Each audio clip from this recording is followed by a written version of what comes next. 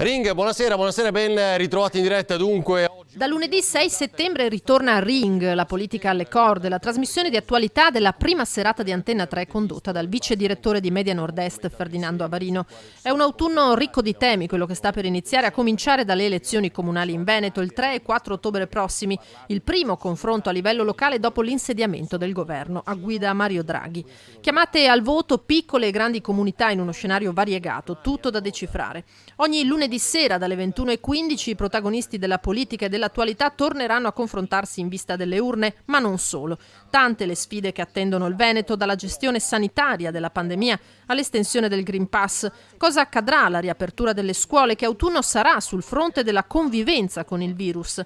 Antenna 3 sarà in prima linea per raccontare e approfondire i tanti volti di un Veneto che sta ripartendo, ma deve fare i conti con le incognite dei prossimi mesi.